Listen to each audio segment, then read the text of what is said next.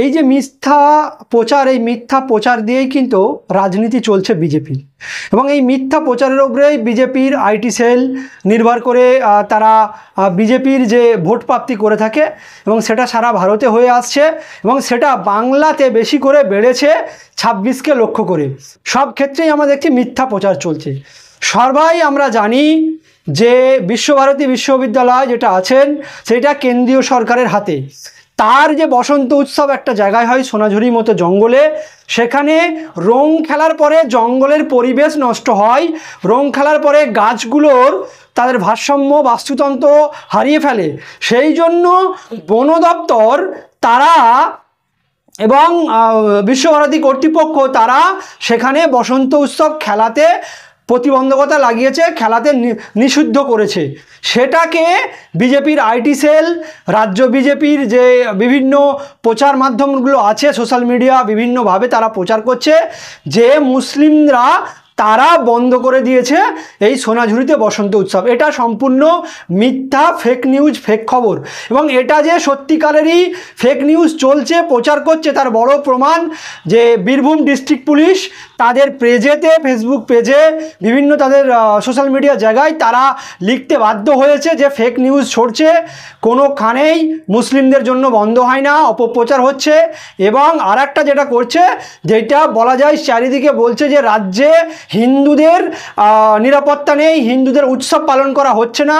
দোল উৎসবেও তৃণমূল সরকার, জেহাদি সরকার, তারা জেহাদিদের জন্য শুক্রবারের জুম্মার জন্য অনেক জায়গায় এই বসন্ত উৎসব, দোল উৎসবের টাইম পরিবর্তন করেছে, অনেক জায়গায় নিষিদ্ধ করেছে, এই টাইমের মধ্যে এই টাইম খেলা যাবে না।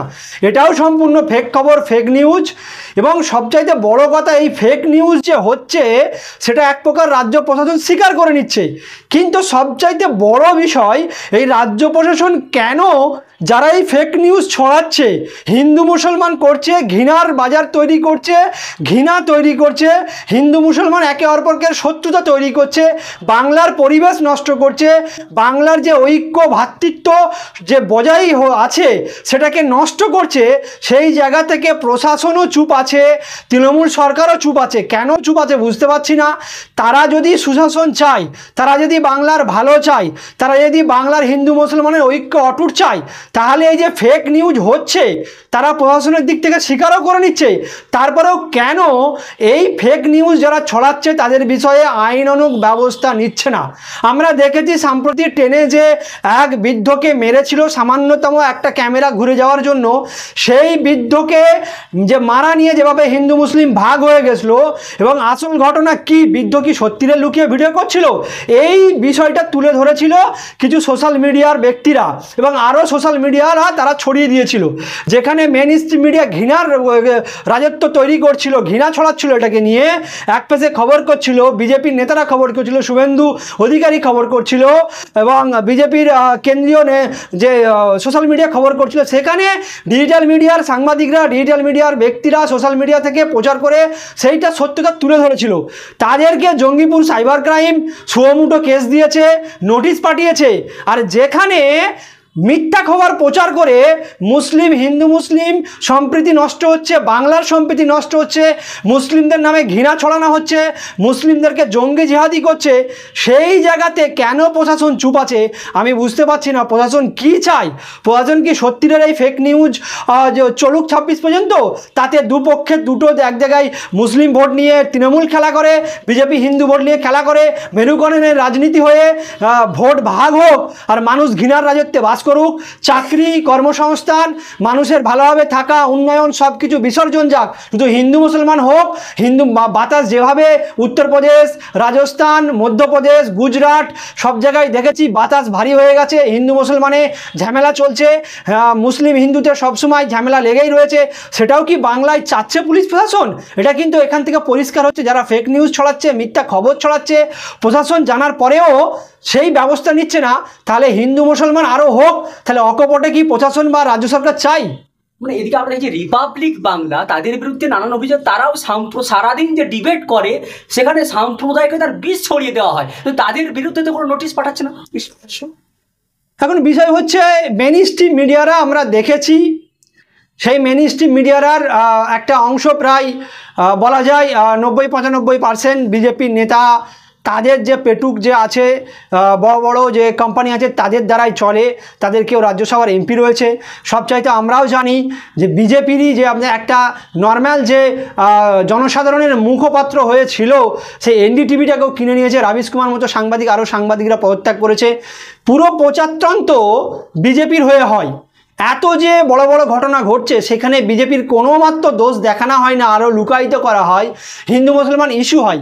এখন বড় ইস্যু আমাদের ইকোনমিক্স, বাজার ধ্বংস হচ্ছে, শেয়ার বাজারে ধস হয়েছে, টাকার দাম কমছে, কর্মসংস্থান নেই, স্কুল কলেজগুলো বন্ধ হয়ে যাচ্ছে। বিগত আমাদের পশ্চিমবাংলাতে 8,000 উচ্চ মাধ্যমিক, মাধ্যমিক এবং প্রাইমারি স্কুল নিয়ে বন্ধ হয়েছে। সারা ভারতে কয়েক হাজার স্কুল বন্ধ হয়েছে এবং চাকরি থেকে ছাঁটাই হচ্ছে, মানুষ খেতে পাচ্ছে না। 80 কোটি মানুষ ওই যে 5 কিলো রেশনের দ্বারাই তাদের সংসার চলছে।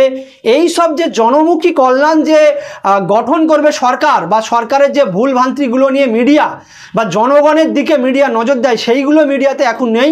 সারা দিন রাত আপনারা যদি দেখেন, আমরা যদি দেখি যে শুধুমাত্র হিন্দু মুসলমান ধর্মগুরুদিকে বসিয়ে নিয়েছে, 3-4টে টিকিওয়ালা গেরুয়া বসন, 2-4টে টুপি মাথায় দেওয়া ব্যক্তি এবং কিছু কিছু পেটুক রাজনীতিবিদ, পেটুক ইতিহাসবিদ, পেটুক পলিটিশিয়ান, তাদেরকে বসিয়ে দিয়ে দিনরাত তাই হচ্ছে। রুজি রুটি, কর্মসংস্থান, দেশের উন্নয়ন, জাতির উন্নয়ন কী করে হবে, দেশ গঠন কী করে হবে, ঐক্য কী করে মজবুত থাকবে, এই নিয়ে কোনো কথা হয়নি, কথা হচ্ছে না, দিনরাত তাই হচ্ছে। সেই রকম মেন স্ট্রিম মিডিয়ার একটা কাজ হচ্ছে বিজেপি সহায়ক হয়ে প্রচার করা। এরা যদি মিথ্যা খবর না প্রচার করে, এরা যদি হিন্দু মুসলমান না করে, তাহলে বিজেপির যে ভোট প্রাপ্তি, ভোটের বাক্স যে ভরবে সেটা তো ভরতে পারবে না। তাই এরা দিনরাত মিথ্যে প্রচার করে যায়। এদের এই মিথ্যা প্রচার করছে প্রশাসন সবাই জানে, তারপরেও তাদের বিরুদ্ধে কোনো ব্যবস্থা নেওয়া হয় না।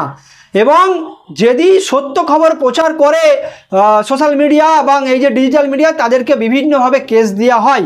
এখান থেকে বোঝা যাচ্ছে কোনো অংশে একটা ভাবে প্রশাসনেরও চাই হিন্দু মুসলমান হোক, আর কোনো কিছু করতে হবে না, কর্মসংস্থান, রুজিরুটি, জনগণের উন্নয়ন, গরিবের উন্নয়ন, রাজ্যের উন্নয়ন, এই সব কিছু করতে হবে না। শুধু হিন্দু মুসলমান বিভাজন হলেই আমাদের ভোট প্রাপ্তি হবে, ভোট আমরা জয়লাভ করব, ক্ষমতায় আসব, এটাকেই মূল লক্ষ্য করেও চলছে বলে মিথ্যা ফেক খবর দিনরাত চলছে এবং একপেশে খবর চলছে। সেই ক্ষেত্রেও প্রশাসন কিছু বলে না, তারা চুপ করে থাকে।